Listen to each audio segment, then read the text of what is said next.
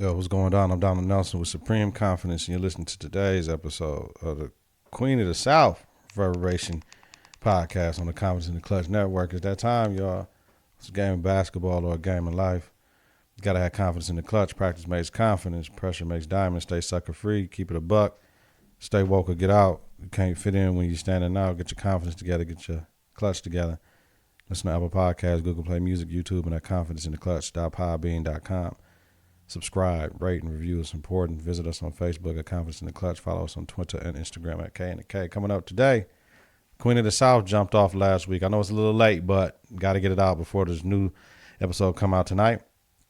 I'm going to talk about Season 3, Episode 13, the current episode, and the next episode, what's going to go down with it. Like always, bringing you quality content, strong opinions, and facts. Get confidence in the clutch. We are fear more than love, but never hated. Confidence starts now. 3, 2, 1. Confidence on 3 in the clutch on 6. 1, 2, 3. Confidence 4, 5, 6. in the clutch. Confidence in the clutch. Ooh, I hope I just didn't blow this speaker. It sure sound like that. Like I just blew this speaker in my headphone on everything. We'll worry about that later. All right, y'all. Welcome back to I want to say this season 2 of the Queen of the South Reverberation podcast on the Confidence in the Klutch Network. Let's jump right into it. Queen of the South is one of my favorite shows. Shout out to Tanya for introducing me 2 summers ago to Queen of the South. It's a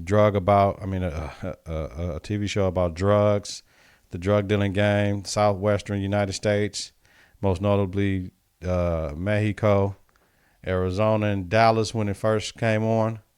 And now they spread their wings to another locale. I'll get into that later. But, man, let's talk about the final season finale from last year right fast before we jump into what's going on in this thing. Let me see. You already know I got to get everything together. Oh, I think I blew the speaker. I sure did blew the speaker. My damn expensive Beat headphones, man, turning on that's too loud. Oh, my God. All right. Show and sing. Let me see. All right, so here's the thing from the previous show. Isabella tried to shoot Cortez. You know what I'm saying? It didn't work. He didn't have no bullets in the gun. Teresa told Taza he has 5 more years on the land and they're going to be done with their partnership. Devin took James so he wouldn't drag Teresa down. And CIA needs Teresa and Castile to blow. Those are my big takeaways from last year's episode. Just a little difference. Now, this season, we were wondering, where is Teresa going to be headed, right? Because she got on the plane and Pote was like, man, where we going? She was like, you'll see. So where's Teresa headed? New Orleans, Phoenix, and the corridor is on lock. So time to move southeast, right? How long will Camilla be in exile? Teresa put Camilla in exile or said Isabella going to get hurt. So I say by episode 7, she'll be back. So this is this season's prediction. By episode 7, Camilla will be back.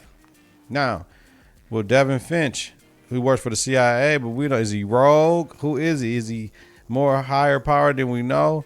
Will he kill James? Or will James kill Devin? When will James come back? You know what I mean? When will we get our first sighting of James? I say we get our first sighting of James episode 5. So Camilla comes back episode 7.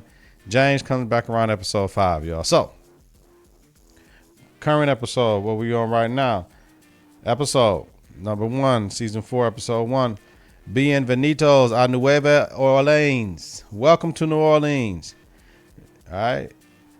Teresa expands her business and proves herself to a smuggler who offers her a business opportunity. The show opened up with Teresa on a motorbike, crotch rocket, out of the country. Pote kills 2 men. Teresa cuts a ribbon on the grand opening. Authorities arrive. Right. So let's jump right into the 17th to know about episode 1. Well, we already said Bienvenidos a Nueva Orleans. Welcome to New Orleans. Teresa sets up shots in New Orleans. She had the southern corridor on lock. She had Southwest. They already was in Dallas then Dallas might just be a done deal because they had to get ran out of there. I think Camilla had to get ran out of there too. So there's no need to be there. So we go east of Dallas, Louisiana, right? East of Texas, that port there to try to get in where we fit in. So it was a genius move to move to New Orleans, right? Because then you got Florida on the other side, and just everything right there is what she needs to do to expand to their East Coast operation, which she's planning on doing. Second thing to know, Camille is nervous. She showed up on the spot. Last year she had Range Rovers, then she showed up on the spot, about 5 Suburbans, right? And she's fearful of someone buying into her supply. She even asks Teresa, is it you? And Teresa's like, no, why would it be me, G? Like, no, that ain't me. But she mentioned something about independent farmers selling to someone in New Orleans, and that's when she came up there to see who the hell it was. And we find out who that is in the fourth takeaway. So, number 3, introduce Marcel Dumas. Marcel Dumas is a Creole leader of a New Orleans street gang and owner of a hip jazz club. That's what this title was in this description of the character that I got off the internet. So he wants to know what Teresa is on. He was like, yo, she got 2 bodyguards and she's a bar owner. Like, something got to be going on. This New Orleans ain't nothing. He told this guy, this New Orleans ain't nothing just straight as you see it type of deal. So, and the fourth thing, like I said, independent farmers were selling some cocaine to someone in New Orleans. Introduced El Gordo. El Gordo is Raul El Gordo Rodriguez, a Cuban drug dealer out of Miami with ties to all the kingpins on the East Coast. Teresa needs him. He got ties to all the kingpins on the East Coast. So he's a Cuban drug boss. He's arrogant as hell. He buys from independent farmers. Teresa went to meet him at a cockfight. Chicken fight. He raised his own chickens to fight. They end up betting against the chicken. The other chicken won. His guy won some money. He beat him, but then he got him met with Teresa. Let her know what it is. She didn't need her. Then Teresa talked to his guy that just got beat up. Like, yo, what's going on? He's like, man, I got to work later. And she was like, oh, that's too late for me, whatever. And from all that, she understood that the shipment was coming in because Camille let her know that it's a shipment coming today type of deal from my Colombian place. You got to find out who it is then if it ain't you type shit. You know what I'm saying? And I love Camille for that. Like, yo, I'm going to let you know. Camille she seems like a real one. That's what I like Camille. But I don't think she can be trusted. And we know that already. So we know that for sure. She can't be trusted. So let me see. And then, so what Teresa did, fifth takeaway, Teresa makes a boss move decision. She to jack Gordo's load, so he will need her. So she went and jacked the load. They get all the dope, 100 kilos. They brought him through the airport from the Bahamas, and they jacked the car. So Teresa goes to Gordo. Gordo summers her down there. Whatever, she bring a key of coke.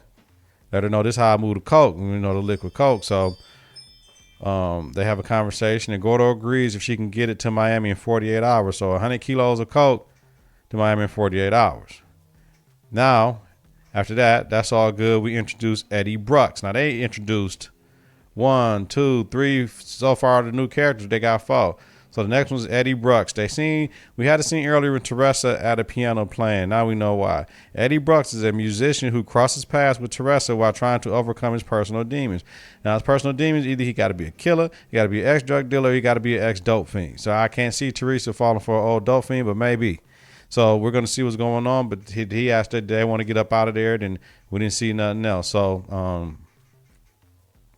and then the 8th thing that happened was introduce Judge Lafayette. Judge Lafayette, and clear. Go back to Eddie Brooks, number 7. Clearly, that's Teresa's new love interest. So now here we go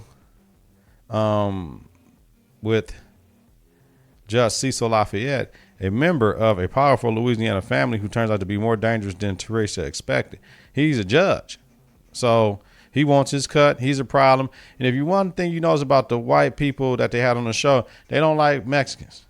The one dude, Judge Lafayette, it was a guy that came in for the liquor license. He got money, and Judge Lafayette like, man, that was just small fish. You got to pay the big fish. You know what I'm saying? So they don't like Mexicans down there. That's one thing you can say. And one thing I like about Dumas was the minority business commerce chairman or something. And he was like, people of color got to stick together, like telling Teresa, you can mess with them white people, but you got to mess with us, fam, because we got to stick together because it's a cruel, dirty game out there. They don't like y'all. This is what he said. This is a bourbon and rum town. You coming in selling tequila. They ain't messing with you. You know what I'm saying? So, I mean, he tried to get rid of the game, but he trying to get his end game because I'm sure he making some moves too. So, man, woo, there's going to be a lot. If you ask me who some alliances going to be, I think Dumas, because people of color got to stick together for real. Ice Cube said a long time ago, it's an illegal business. Niggas still can't stick together. You know what I mean? So I believe that Dumas going to stick with Teresa, going to turn out to be a willing ally, because when you get black people and Hispanics, they only got one enemy in that situation. That's the white man that's trying to keep them down and tax them. So I can see them two getting together. Ain't no reason for them to be at war with each other. I can see the Cuban being a problem because Teresa going to be start taking over. So there's going to be some issues, though. She bought Pote the nice new house. Said Pote need to live his life. And he was like, man, how can I protect you over there? She's like, man, we trying to go legit, Pote. So Teresa really trying to get up out of the dope game and be legit. And she ain't got to worry about that dope game shit. And she want to take her boy with her. Like, you the last person alive that I love. And then the last scene of the show was her nephew or her homegirl, little Tony. He said, Teresa, somebody's after me trying to kill me. He hides in the closet. And somebody opened the closet door. You know what I mean? That's all we see. So we're going to see tonight what it is. The next episode is called Un Asunto de Familia. Let me see if I got that. Let me see if I got what it means. Un Asunto de la Familia. Let me see where episode 15 at, because I did it all. Okay. That's called A Family Affair, right? It's going to be about Teresa's deal with the smuggler goes sideways when a local kingpin discovers she's smuggling cocaine. So, maybe that's Dumas, right? Maybe it's Dumas because she was fucking with El Gordo. So maybe we're finna get introduced to somebody else. So we're going to see what it is. Maybe it's Dumas, yo. So, that's it, y'all. Queen of the South, Reverberation Podcast on the Konfidence in the Klutch Network. Cle should be back next week. We got to see what's cracking. Shout out to Cle. She got it all together, though. Get up out of here, y'all. As always, keeping it real. As always, love. Queen of the South, man, my favorite show. Thank y'all for listening and supporting, man. Whether it's a game of basketball or the game of life, you got to have confidence in the clutch. Practice makes confidence. Pressure makes diamonds. Stay sucker free. Keep it a buck. Stay walk or get out. You can't fit in when you're standing out. Get your confidence together. Get your clutch together. Listen to Apple Podcasts, Google Play Music, YouTube, and at confidenceintheclutch.podbean.com. Subscribe, rate, and review. It's important. Visit us on Facebook at Konfidence in the Klutch. Follow us on Twitter and Instagram at K and the K.